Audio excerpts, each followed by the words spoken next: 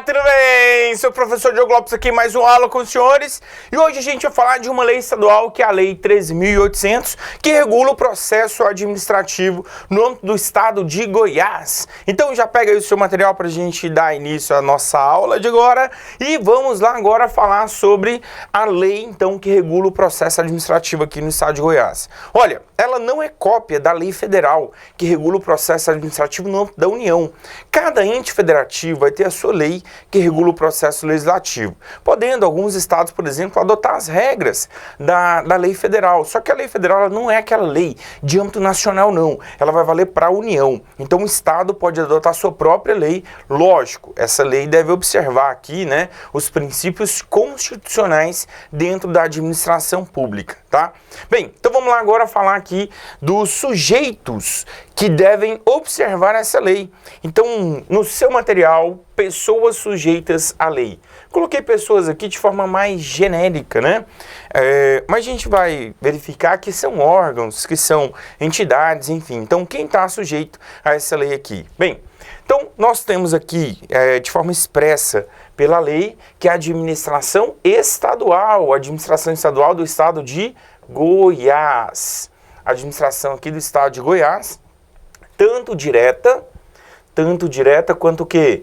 Indireta. Indireta abrange as pessoas, né, que são criadas na forma de delegação, descentralização aqui, tá? Descentralização, aí abrange fundação pública, autarquia, sociedade de economia mista e empresa pública. Então, a lei nem especificou, ela falou assim, que abrange a administração direta e indireta. Então, ambas devem observar, então, essa lei, beleza? Bem, vamos falar aqui agora, pessoal, da abrangência dos poderes. Porque quando a gente fala em administração pública, quem exerce atividade administrativa pelo Estado? Isso, muito bem, em princípio é o Poder Executivo. Mas eu pergunto, os demais poderes também exercem a administração? Sim, os demais poderes também exercem a administração. Cada um dentro da sua área de competência se auto-administrando. Então o Poder Legislativo, ele se administra, o Poder Judiciário se administra, o MP se administra. Então, no exercício da atividade administrativa, eles também devem observar o quê? A lei aqui, ó, a lei que regula o processo administrativo no âmbito do estado de Goiás, beleza? Então, olha, no que couber, pelo amor de Deus, a gente vai aplicar no que couber, aplicamos a lei também ao Poder Legislativo, ao Poder Judiciário e ao Ministério Público.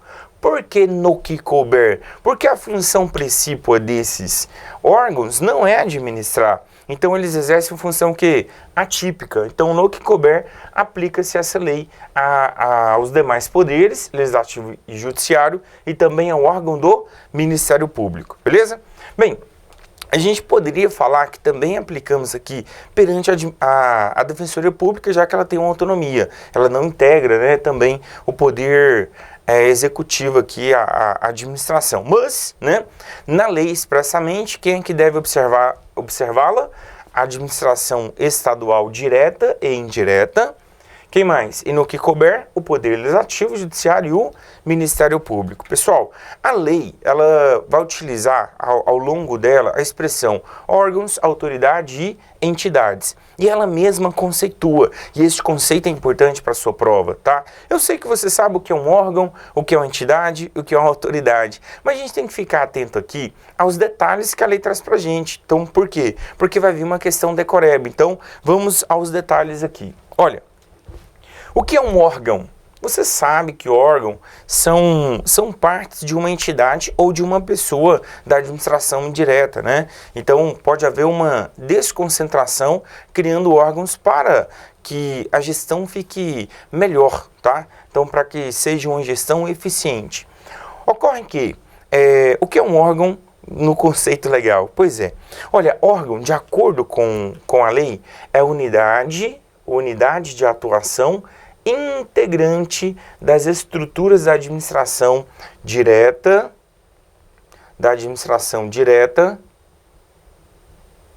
e indireta. Então, pode haver órgãos na administração direta e pode haver órgãos na administração que? Indireta. Por exemplo, a Polícia Militar é um órgão do Estado de Goiás, tá? Então, é um órgão, então é uma unidade de atuação integrante das estruturas da administração. Outro conceito aqui que pode aparecer na sua prova é o conceito de entidade. O que é uma entidade? Muito bem, é a unidade de atuação também dotada de personalidade jurídica. Dotada de personalidade jurídica, ou seja, aqui sim é uma pessoa. Então, entidade pode ser, por exemplo, a UEG, que é uma autarquia. Então, ela é uma entidade, ela não é um órgão do Estado, ela é uma pessoa. Então, ela tem personalidade o quê? Jurídica. E o que é uma autoridade? Olha, autoridade, segundo a lei aqui, é qualquer servidor ou agente público. Professor, mas o servidor não é agente público? É. Então, por isso que eu coloquei, ó, agente público dotado de poder de decisão. Então, esse é o plus aqui pra gente. Qualquer servidor ou outro agente público, né, dotado de poder de decisão é denominado o quê? Autoridade. Pelo amor de Deus, não é qualquer agente público, é qualquer agente público com poder de decisão, tá?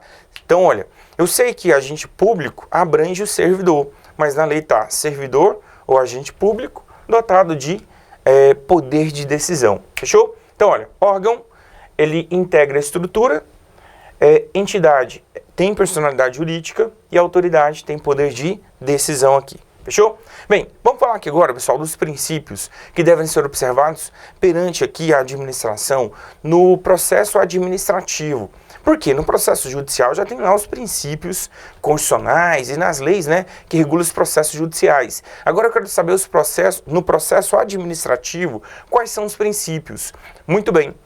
Se a gente está falando de administração pública, né, esse processo administrativo aqui deve observar os princípios da administração básicos previstos na Constituição Federal? Sim, só que note que o texto da lei aqui não menciona o LIMP completo.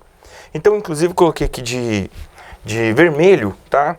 Os princípios básicos da administração, que a lei arrolou apenas 3. Quais são? Legalidade, moralidade e eficiência. Professor, não tem que agir com impessoalidade? Sim, tem que agir com impessoalidade, mas aqui ele não colocou expressamente no rol dos princípios a impessoalidade.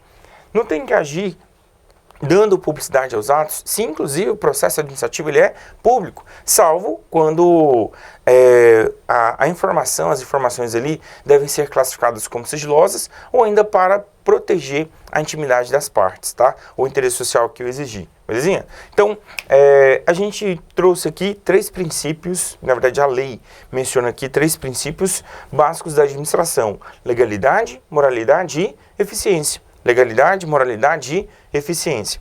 Os demais princípios que você vai encontrar aqui na lei, dentro do artigo que menciona os princípios, são, para o texto constitucional, considerados princípios o quê?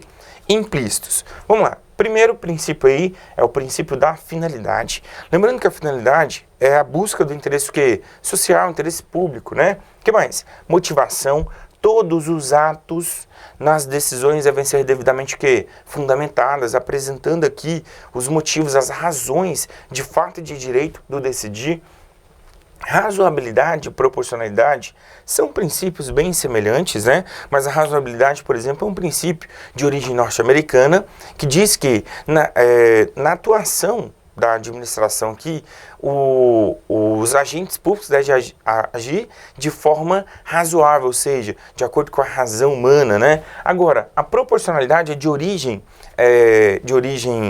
doutrinária, né, teórica aqui, alemã, e ela subdivide em 3 espécies. Quais são as 3 espécies? Necessidade, adequação e proporcionalidade em sentido restrito. Então, sim, as decisões, os atos aqui no processo administrativo devem ser pautados na proporcionalidade, necessidade, adequação e proporcionalidade em sentido que restrito. Pessoal, Como a gente está falando de processo, se é processo, tem que ter contraditório e ampla defesa. Esse é o conceito que o professor Fred Dier traz para a gente de um processo. O que é um processo e o que diferencia um processo de um procedimento? Isso, muito bem. Processo é um conjunto de atos para a criação de uma norma, no qual a gente deve observar a dialética do contraditório e da ampla defesa aqui. Então, se aqui tem um processo para a criação de uma norma, eu sei que é uma norma não em sentido abstrato, não é uma lei, mas é uma norma ali, uma decisão. Neste caso, tem que ter o quê? Contraditório e ampla defesa. Por isso, você vai encontrar aqui no rol a ampla defesa e o contraditório. E olha, deve-se observar aqui, deve-se pautar pela segurança o quê? Jurídica também nas decisões do processo. E, por fim, dentro do rol dos princípios, a gente tem aqui o interesse público. Então, no processo administrativo, deve-se observar o interesse público, tá? O interesse público deve ser observado aqui durante o processo administrativo. Olha, eu coloquei um princípio aqui, de verde, inclusive, né?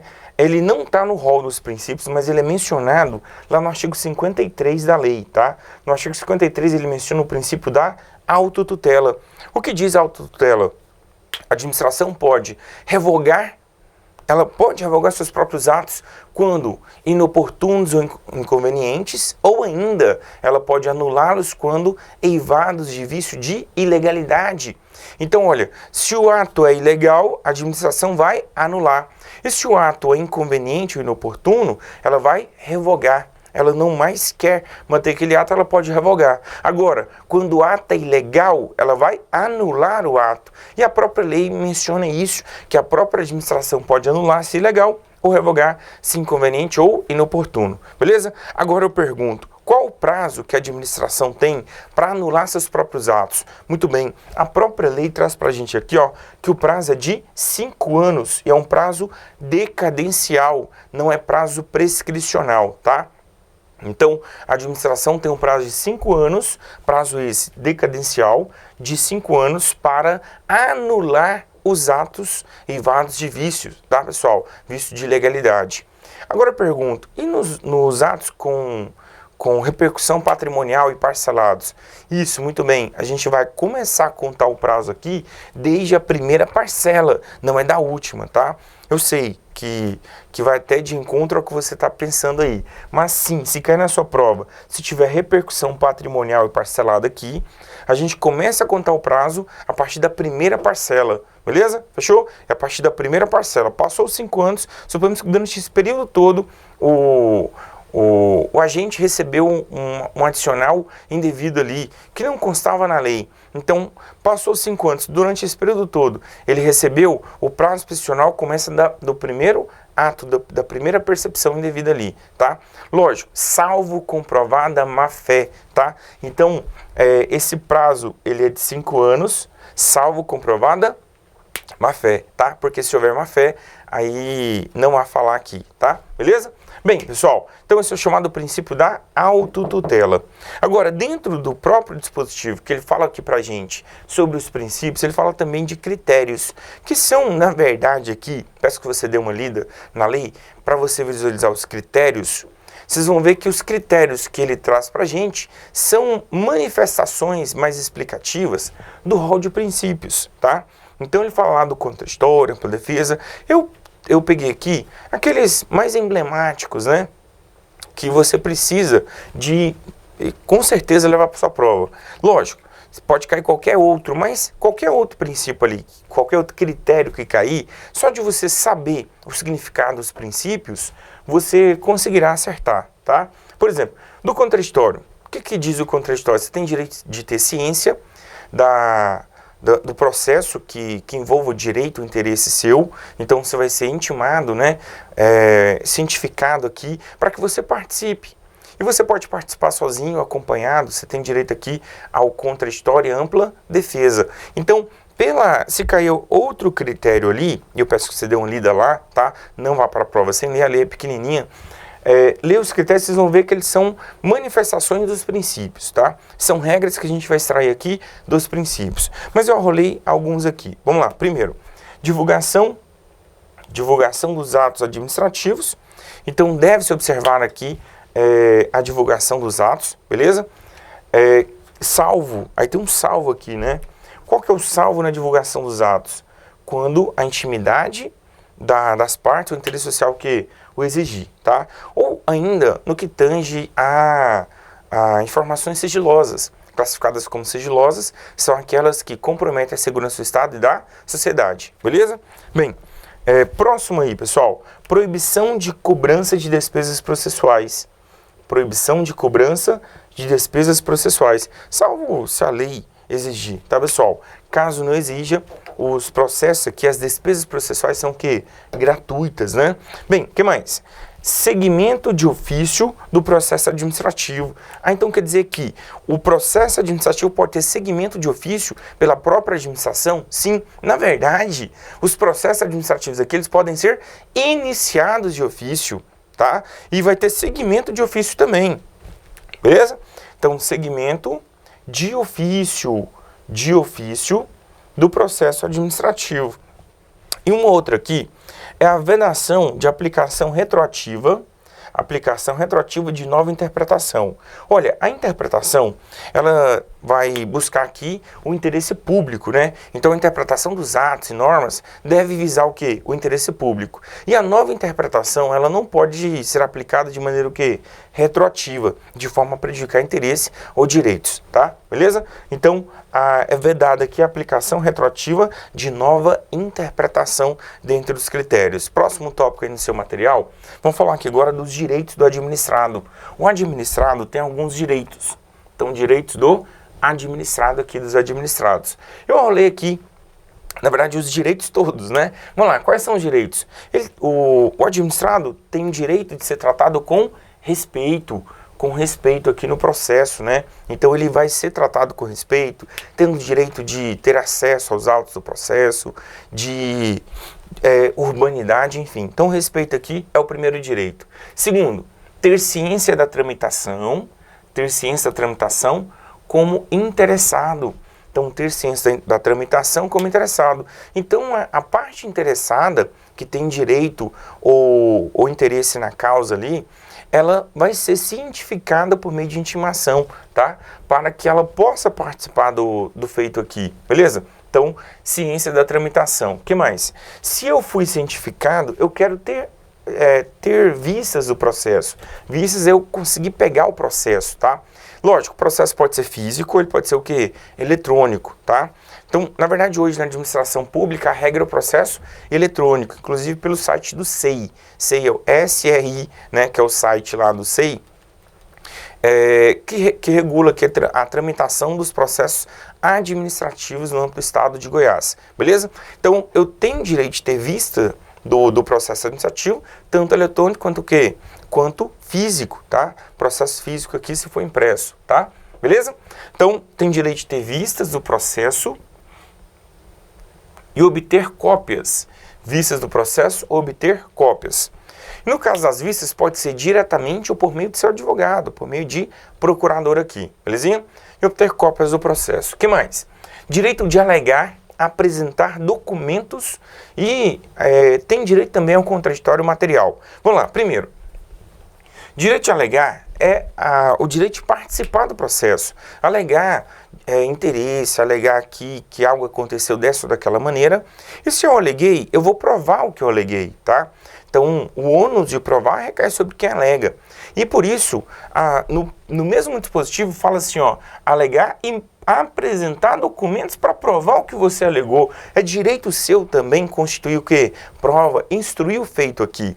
E ainda, tudo que você alegar e tudo que você mencionar com provas deve ser considerado na decisão, tá? Então deve ser considerado aqui na decisão. É o que a gente chama de contraditório material. O que é o contraditório material? Anote aí. Nas decisões, a autoridade deve considerar todas as provas produzidas pela parte interessada. Nem que seja para refutar, tá? Mas ele tem que considerar na decisão, belezinha? Bem, tem direito aqui de constituir advogado, beleza? O advogado, salvo nos casos que lhe é obrigatório, para o processo administrativo aqui, ele, em regra, ele é o quê? Facultativo, tá? Então, nos atos, eu posso ter acesso sem advogado. Agora, salvo aquelas hipóteses em que a lei exige o quê? A presença de um advogado, beleza? Aí será obrigatório. Mas a regra é que o advogado é facultativo, beleza? Bem, um outro direito, inclusive, não está no rol, está no dispositivo separado, que é o direito à tramitação prioritária. Quem tem direito a essa tramitação prioritária no processo? Aí não é qualquer interessado, não é qualquer administrado, é o administrado que tenha... aí nós temos aqui um rol, né, pessoal? Então, a pessoa que vai ter o direito aqui é o maior de 60 anos, maior ou igual a 60 anos, na verdade é quem? É o idoso, tá? A lei fala maior ou igual a 60 anos, e esse é o conceito literal de idoso, tá? Então, idoso é a pessoa com idade igual ou maior que 60 anos. Que mais? A pessoa com deficiência. Pessoa com deficiência. E a lei traz um rol de doenças que a gente vai chamar de doença grave, tá? Traz um rol e fecha com fórmula genérica, ou outra doença grave. Na verdade, ele traz um rol de doenças lá, eu peço que você dê uma lida nessas doenças, beleza? E ele fez assim, ou outra doença grave, mesmo que ela seja contraída após o início do processo. Então, pelo amor de Deus, que a pessoa contraiu a doença depois de iniciado o processo, ela pode fazer o requerimento aqui, pessoal, mesmo que a doença seja contraída após a instalação do processo, ela fazer o requerimento de tramitação prioritária, beleza? Em todos os casos aqui, a administração deve ser, a autoridade deve ser comunicada do requerimento. Então, ele deve o quê? Deve requerer o benefício aqui, beleza? Então, a administração não vai, em alguns casos aqui, ela não vai descobrir de ofício que a pessoa se encaixa nessas hipóteses que gera o direito aqui à tramitação prioritária. Por isso que deve haver ali o requerimento, tá? Com as provas, por exemplo, da doença e tudo mais. Então, belezinha? Bem, vamos lá, pessoal. Aí eu pergunto, se o processo agora está tramitando de forma prioritária, então ele vai ser identificado, né? Então você vai olhar os autos do processo, se for físico, vai ter uma identificação específica para que qualquer autoridade, qualquer agente público, ao vir aqueles autos ali, saiba que aquele processo ele tem essa prioridade aqui de tramitação, belezinha? Bem, então a gente vai identificar. Então o processo está na tramitação prioritária e o agente, o administrado, ele falece, ele morreu. E eu pergunto, pessoal, cessa a tramitação prioritária? Não. A tramitação prioritária se estende, no caso de morte aqui do interessado, ao cônjuge ou companheiro, tá? Então, a administração prioritária não cessa com a morte do beneficiário, se estendendo o direito à tramitação prioritária ao cônjuge superstite. O que é o cônjuge superstite? É o cônjuge sobrevivente, só que a lei utiliza a expressão do direito civil, tá? Então, o cônjuge sobrevivente, ele tem direito aqui à tramitação prioritária, beleza? E quem mais? Companheiro ou companheiro que convive em união estável. Companheiro ou companheira que convive em união estável, beleza? Também terá direito aqui à extensão, né, da tramitação prioritária. Então, quem tem direito? Cônjuge ou companheiro. Cônjuge é casado e companheiro convive em união estável, belezinha? Cônjuge sobrevivente e companheiro aqui sobrevivente ou companheiro sobrevivente, belezinha? Bem, pessoal, próximo tópico do nosso material, vamos falar aqui agora dos deveres do administrado.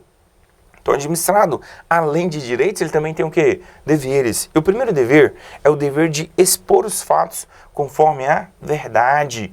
Ele tem que agir com verdade aqui no processo. Que mais? Agir com lealdade, urbanidade e boa-fé. Beleza? Boa-fé aqui, boa-fé objetiva, né? Não agir de modo temerário,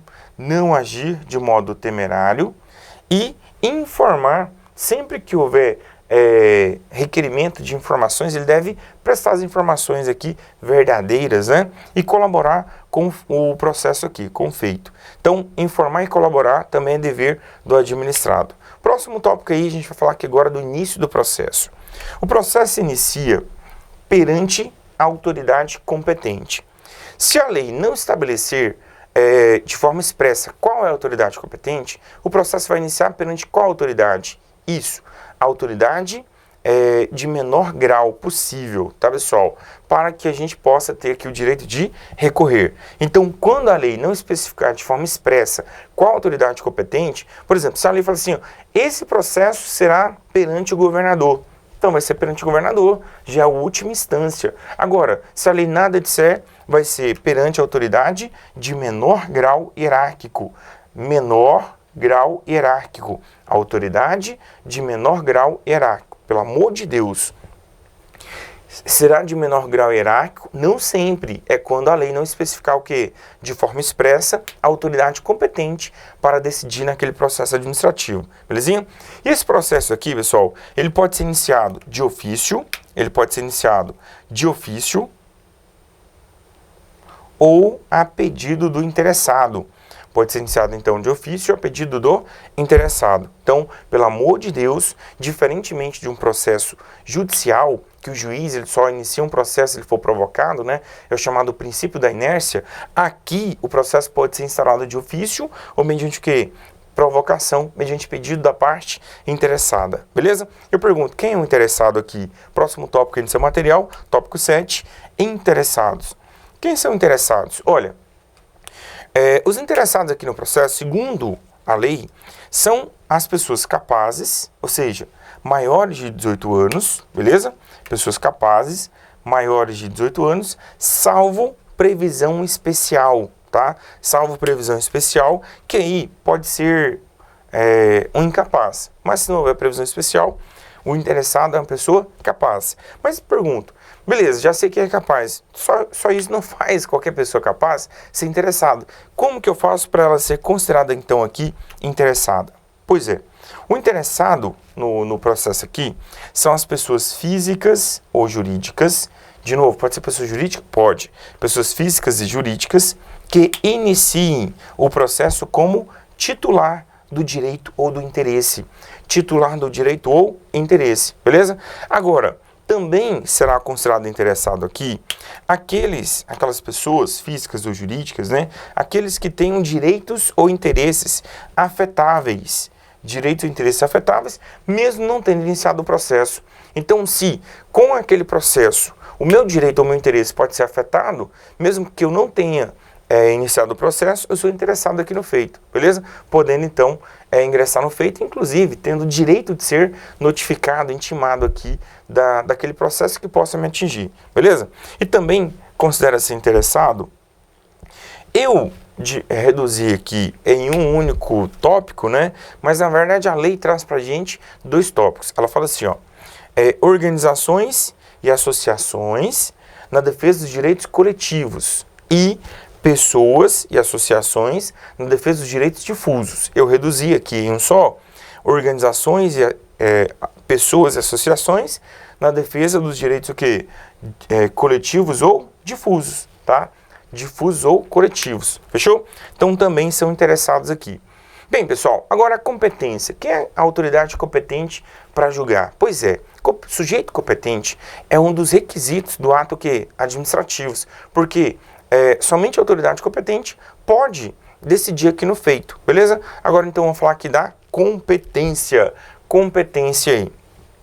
Olha, um primeiro ponto aqui, a competência é irrenunciável. A competência é irrenunciável. Como assim? Se eu sou autoridade e tenho a competência na lei para decidir sobre aquele feito, eu não posso falar, eu não vou decidir, tá? Não posso renunciar da minha competência. Se você não quiser, saia da administração pública. Porque ela é o quê? Irrenunciável. A autoridade que vai ocupar aquele cargo tem que decidir nos termos aqui da lei, beleza? Então ela é irrenunciável. Agora, vamos lá, pessoal. Ela é exercida por quem? Por quem a lei expressamente determinar, tá? Deve ser exercida pelos órgãos próprios. Deve ser exercida pelos órgãos próprios. Salvo os casos de, aí a própria lei traz pra gente, salvo os casos de delegação ou avocação. Salvo os casos de delegação ou avocação legalmente permitidos. Então, em princípio, o processo deve ser iniciado perante a autoridade que tem a competência legal. Agora, essa autoridade pode delegar para outros órgãos? Pode sim, tá, pessoal? Quando que haverá aqui a delegação para outros órgãos? A delegação, ela será feita por conveniência da ordem. Aí a lei traz aqui para a gente vários fundamentos para a delegação, de ordem técnica, social, econômica, jurídica ou ainda até territorial. Por exemplo, talvez fique mais eficiente para a administração fazer a delegação para uma pessoa que está no município distante. Então, é possível aqui a delegação para outro órgão, dada que a conveniência da ordem técnica, social, econômica, jurídica e ou territorial aqui. Belezinha? Bem, no caso de delegação, a delegação pode ocorrer também, na verdade, isso aqui já era expresso lá na regra geral, né? Mas ele traz um exemplo. Os órgãos colegiados, por exemplo, uma Câmara, ela pode delegar os atos para o seu presidente, para o presidente respectivo aqui, beleza? Então, talvez a decisão deveria ser dada pelo colegiado, mas o colegiado pode delegar para o seu presidente algumas decisões aqui para que o próprio presidente daquele órgão decida, beleza? Fechou? Bem, então é possível que, de acordo com a lei, que órgãos colegiados deleguem para o seu respectivo presidente o poder de decidir. Fechou? Bem, a delegação ela é condicionada porque no ato de delegação a autoridade vai estabelecer as condições que devem ser observadas, tá? Então ela é condicionada e ela é revogável a qualquer tempo, tá? Então ela é revogável a qualquer tempo, já que a delegação ela não pode ser ad eterno, tá? Porque a autoridade competente é que tem que exercer ali o seu poder, já que ela é irrenunciável. Mas ele pode sim delegar e a delegação é revogável e condicionada. A autoridade que recebeu a delegação vai decidir em nome próprio, ela tem que constar aquela decisão da pessoa que está exercendo o ato delegado, deve constar que está sendo por delegação, mas no final das contas, é como se o ato tivesse sido praticado pela autoridade delegante, tá? É como se o ato tivesse sido praticado pela autoridade delegante, fechou? E a avocação também nos casos previstos aqui em lei, fechou? Casos legalmente permitidos. Atos delegáveis. Atos indelegáveis, na verdade, né? Então, pessoal, isso aqui é o mais importante. Eu vou colocar aqui um coraçãozinho, coloca um coraçãozinho nessa observação aqui, pessoal. Então, essa observação, ela é muito, muito importante. A gente vai ver aqui os atos indelegáveis. Atos indelegáveis. E sim, eu sei, se você já assistiu alguma aula de processo administrativo federal, o seu professor te dá uma dica mnemônica dos atos indelegáveis. Quais são? É o cenoura, né? Não é cenoura, cenoura. C, competência exclusiva. No, atos normativos. Irá, recursos administrativos. A lei 3.800, ela tinha as três hipóteses. Aqui era, lá no início, cenoura. Só que não existe mais o cenoura. Hoje só tem um único ato que ele é indelegável. Ou seja, atos normativos podem ser delegados? Sim. Competência exclusiva pode ser delegada? Sim. De acordo com a lei, sim. Quando que a gente não vai poder delegar? Isso, muito bem. As decisões de recursos administrativos. Porque imagina só, eu decidi, aí você interpôs o recurso aqui, aí eu mando para o meu chefe, aí o meu chefe delega para mim para decidir o recurso. Isso é inadmissível, tá? Então, não é possível delegar decisões de recurso administrativo. Então, se o recurso é direcionado à autoridade superior, aquela autoridade vai ter que decidir aqui. Fechou? Beleza? Então, atos indelegáveis. Atos indelegáveis, deixa eu fazer aqui mais um retângulo aqui de outra cor, porque esse aqui é muito importante, tá? Quais são os atos indelegáveis aqui? Não é o cenoura, são apenas as decisões de recursos administrativos, tá? Então, as decisões de recursos administrativos são atos o quê? Indelegáveis, tá? Fechou? Só um, não tem um cenoura não. Então, é só o só o finalzinho que permaneceu. Só o rá. Recursos administrativos, beleza? O cenoura comemos e o rá permaneceu, fechou? Pessoal, próximo tópico aí no seu material, tópico 9, forma, tempo, lugar dos atos do processo. Olha, nós vamos ter aqui um capítulo que fala da forma dos atos e, em princípio aqui, cabe ressaltar que não há nenhuma solenidade expressamente exigível no processo administrativo, tá, pessoal? Então, se a lei não exigir, o ato pode ser praticado de qualquer forma, tá? Se a lei não exigir, o ato pode ser praticado de qualquer forma. Não há falar aqui em forma previamente determinada, tá? Então, os atos serão praticados independentemente de formalidades, salvo quando a lei o quê? O exigir, beleza? Bem, agora vamos aqui a algumas situações. Os atos do processo, eles devem ser escritos em português, ou seja, tem que observar aqui o nosso idioma nacional, que é um símbolo nacional, né? E o processo pode ser físico ou eletrônico, tá, pessoal? Físico ou eletrônico. Se for físico, todos os autos, né? Cada página de um processo, então juntou documentos ali. Cada página vai ter que ser o quê? Assinada e numerada, tá? Então tem que ser numerada e rubricada ali, cada página dos autos do processo, para que não haja extravio, beleza? De uma página ou troca ali. Então, se o processo é físico, tem que fazer aqui essa numeração e rubricação de cada página. Fechou? Se o processo é eletrônico, aí não precisa de numerar e rubricar. Agora, se o processo é eletrônico, deve-se observar as normas que regulam o processo quê? Eletrônico, inclusive com assinaturas eletrônicas, né, por tokens e tudo mais. Fechou? Então, escritos em português, em processo físico ou eletrônico, ok? Bem, os atos do processo aqui serão realizados em dias úteis, e horário normal. Agora eu pergunto, e se o ato já tiver sido iniciado e foi imprescindível que ele se finde naquele dia? Se foi imprescindível a sua finalização naquele dia, aí a gente pode estender para além do prazo normal. Mas a regra é dias úteis e horário normal aqui. Fechou? E, em regra, será realizado na sede do órgão. Os atos serão realizados aqui, em regra, na sede do órgão, salvo previsão expressa em contrário, tá? Se não for expressamente previsto, vai ser na sede do órgão aqui, todos os atos, ativa de testemunhas, produção de provas, tá? As decisões e tudo mais, as audiências.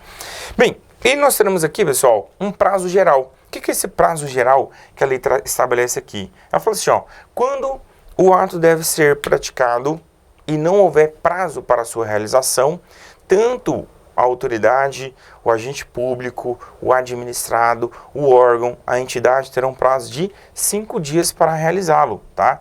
Então, se não tiver prazo diferente aqui na lei, os atos deverão ser realizados em 5 dias, podendo ser dilatados ao dobro, tá?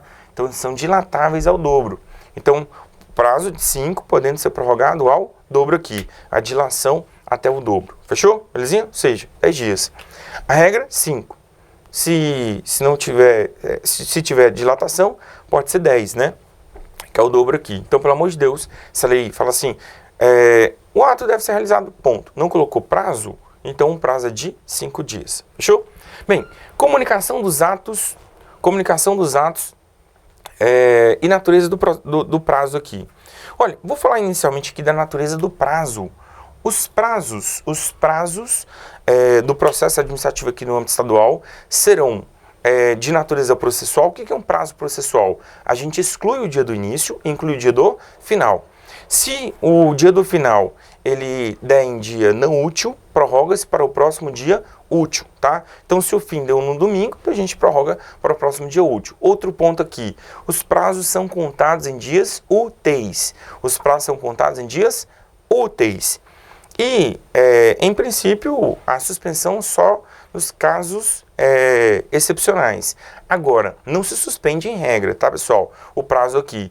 Agora, por força da alteração que foi trazida lá no CPC, no Código de Processo Civil, que trouxe uma suspensão dos processos judiciais para o advogado, o processo administrativo estadual ele vai ficar suspenso entre os dias 20 de dezembro e 20 de janeiro, que é uma espécie de férias do advogado, tá, pessoal? Então, os processos administrativos aqui também deverão ser suspensos entre os dias 20 de dezembro e 20 de janeiro, tá? Agora vamos falar das comunicações aqui. As comunicações dos atos serão feitas por meio de intimação, com antecedência mínima de 3 dias. 3 dias úteis. Por quê dias úteis? Porque os prazos aqui são contados em dias úteis, tá? Os prazos são contados em dias úteis. Ele tem natureza processual, exclui o dia do início, inclui o dia do final, tá? Então, vamos lá, pessoal. Intimação com antecedência mínima de 3 dias, por meio de quê? Então, será feito primeiro, por ciência no processo. Então, tá lá no ato. A autoridade já cientificou da audiência do ato, então a intimação será feita aqui por ciência no processo, ou ainda por via postal com aviso de recebimento, é o famoso AR.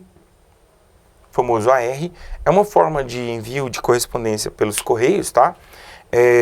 Chamada aviso de recebimento. A carta chega, a pessoa assina ali para provar que a carta, a encomenda ali, a remessa foi realmente entregue, tá? Comprova. Então, com aviso de recebimento, pode ser por meio de telegrama também.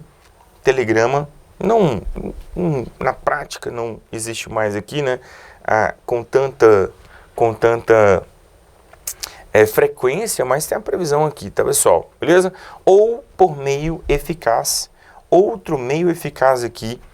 Que outro meio eficaz é esse? O que é um meio eficaz? É aquele que a gente consiga provar que a parte, ela foi realmente intimada, tá? Se a gente conseguir provar por outro meio que ela foi realmente intimada, pode ser por outro meio aqui.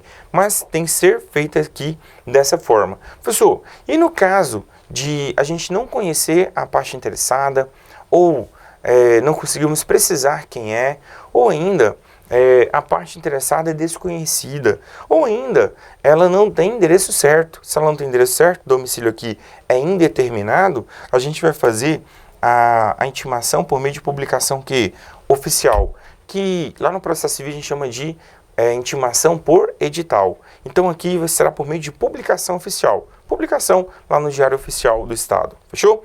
Bem, quando será por meio de publicação? Quando a parte for indeterminada, o interessado a gente não consegue determinar que é o interessado, ou ainda ele é desconhecido, ou ainda ele não tem domicílio definido, domicílio indefinido aqui. Nesse caso também será feito por publicação oficial. Então nós temos 5 formas de intimação. Quais são? Ciência no processo, AR, telegrama, ou outro meio eficaz. Ou ainda, se a gente não souber encontrar o interessado por meio de publicação oficial. Foi intimado, ele tem que ser intimado pelo menos 3 dias úteis, né, antes do ato, beleza? E ainda foi intimado, os atos serão contados em dias úteis, excluindo o dia do início, incluindo o dia do final, beleza? E se der no final de semana, prorroga para o próximo dia útil. Observação aí, pessoal, o desatendimento da intimação. Então a gente convocou, então a gente fez lá a intimação. A gente convocou, a pessoa foi intimada e ela não atendeu aqui a intimação. Não gera revelia e nem renúncia do direito, tá? Do direito ao interesse. Então, se ela foi intimada e não compareceu, e só por isso não há falar em revelia. O que é revelia? Revelia é um instituto por meio do qual a parte citada ou intimada para participar de um processo, se ela não se defende, a gente presume a verdade sobre os fatos. Aqui não há falar em presunção de veracidade dos fatos alegados se a parte intimada não comparecer. Então não se presume verdadeiros fatos aqui só porque ela não compareceu. É como se ela comparecesse, tivesse direito ao silêncio aqui, então o silêncio não pode ser interpretado em desfavor dela, tá? Então a ausência não gera revelia, ou seja, não se presume verdadeiros fatos e também não fala em renúncia do direito, tá? Não compareceu? Vamos decidir contrário. Não existe isso, tá? A decisão tem que ser motivada com base em fatos e fundamentos jurídicos e fáticos, tá? Nas provas dos autos, beleza? Só pra gente finalizar aqui, vamos falar do procedimento, tá? O procedimento aqui funciona de que maneira? A gente iniciou, a gente sabe que o início do processo pode ser de ofício, ou mediante o quê? Provocação da parte interessada, e instauramos então o processo administrativo. Aí vai ser realizada aqui a instrução, produção de provas, quem alega tem o dever de provar, o ônus recai sobre quem alega, mas nada impede que a administração também produza prova de ofício, instrua o processo aqui de ofício, tá? Bem, realizada então aqui a instrução, se houver necessidade de oitiva de testemunha, elas serão ouvidas, né? Então, instruiu aqui o processo, finalizou. Depois da instrução, a gente vai ter aqui um prazo de 10 dias, para o interessado se manifestar depois da instrução. Então, olha, finalizada a instrução, a gente vai intimar o interessado para que ele se manifeste um prazo de 10 dias para manifestação, beleza? Manifestou, a autoridade que está presidindo aqui o processo administrativo, ela vai fazer um relatório, tá? Ela fará um relatório com proposta para a autoridade competente com o dever de decidir aqui. Então, o agente responsável pelo processo fará um relatório e vai comunicar a autoridade superior dela, aquela que tem dever de decidir, ou seja, a autoridade mesmo, para que ela decida nos termos da proposta aqui. A autoridade superior, ela não está vinculada à proposta, é só uma proposta do agente público aqui responsável, tá? Então, vai fazer o relatório com a proposta da decisão aqui. Bem, a autoridade que tem o poder de decidir, ela vai decidir no prazo de 30 dias ou mais 30 no caso de prorrogação. Prorrogação por igual prazo aqui, fechou? A decisão tem que ser dada em qual prazo? 30 dias, beleza? Se for necessário, aí prorroga por mais 30 dias aqui. Aí será feita aqui a decisão pela autoridade superior. Essa decisão depende do processo administrativo, pode ser um processo que impõe a sanção, que decida algum feito, pode ser um processo que conceda um alvará, uma autorização, uma licença. Então tem várias formas de decisão. E esse prazo é de 30, prorrogável por igual período, mais 30 dias. Se publicada a decisão, a parte será intimada aqui, né? Ela vai ser intimada, ela tem um prazo de 10 dias para recorrer. Para recorrer, o recurso, ele não tem, em regra, efeito suspensivo. Pessoal, o que é isso? Então, ela tem 10 dias para recorrer. Interposto o recurso da decisão, para impugnar a decisão, o recurso não gera efeito suspensivo. Como assim? A decisão foi para a demissão, por exemplo. Se a decisão foi pela... Vamos mudar aqui, porque aqui a gente está falando de um processo geral, tá, pessoal? Aí eu não quero entrar lá no PAD, porque tem regras específicas do PAD, né? Por exemplo, a demissão tem que esperar o trânsito ser julgado para produzir seus efeitos. Então, será uma autorização. A decisão foi feita, ela já começa a produzir efeitos. E o recurso? O recurso não suspende a decisão, ela vai ser cumprida, salvo se houver um prejuízo irreparável. Então, no caso de prejuízo irreparável, cumprimento imediato, a autoridade, mediante requerimento ou de ofício, ela pode imprimir efeito suspensivo à decisão. Aí ela vai imprimir efeito suspensivo se o cumprimento da decisão gerar o quê? Danos irreparáveis, tá? Beleza? Aí sim ela pode ter efeito suspensivo, suspender os efeitos daquela decisão que foi dada, ok? Bem, então olha, em regra, sem efeito suspensivo. Ela fala assim, só tem efeito suspensivo, errado. Ou então, não tem efeito suspensivo, errado. Em regra, com efeito suspensivo, podendo, no caso de verificar dano irreparável, a autoridade suspender os efeitos da decisão, beleza? Esse recurso será destinado a quem? Olha, ele é destinado para a autoridade superior, mas ele será interposto, na verdade, a lei utiliza oposto, né? Ele será oposto perante a autoridade que decidiu. Então, por exemplo, quem decidiu fui eu. O recurso será direcionado a mim. Mas eu vou mandar para o meu chefe para que ele decida sobre o recurso, beleza? Então, o recurso vai ser mandado para mim para que eu mande para o meu chefe. Por que o recurso é oposto perante a autoridade que decidiu? Olha, primeiro, para que você não mande para uma autoridade que não tem competência, tá? E segundo, inclusive se for para a autoridade que não tem competência, o recurso não é admissível, só que aí a própria lei, ela trouxe aqui um benefício. Se você interpõe perante uma autoridade que não tem competência, o recurso não será admitido, né, porque a pessoa não tem competência, mas ele será devolvido a você para que você interponha para a autoridade competente, inclusive indicando qual é a autoridade competente e devolvendo o prazo para você. Qual que é o prazo aqui? 10 dias. 10 dias para interpor o recurso aqui. Então, oposto recurso perante mim, eu tenho um prazo de 5 dias para me retratar. Anote aí. Após a oposição do recurso, a autoridade que decidiu tem um prazo de 5 dias para se retratar. Se ela não se retrata no prazo de 5 dias, ela vai intimar as outras partes interessadas para que no prazo de 5 dias se manifestem, para que depois a gente encaminhe para a autoridade superior competente, tá? Autoridade superior competente. Pergunta, pessoal, qual o máximo de instâncias? Salvo disposição expressa, né? O máximo de instâncias são 3 instâncias. Então o recurso vai ser para a autoridade superior. Dessa autoridade ainda eu posso recorrer para uma outra autoridade superior. Dessa autoridade para outra autoridade o quê? Superior, tá? O máximo de instâncias são 3, beleza? Finalizou a última instância aqui, não há mais falar em recurso. Eu quero recorrer agora para uma outra autoridade, porque ainda tem. Se passou por 3 autoridades, não cabe mais o recurso, ele não vai ser admitido.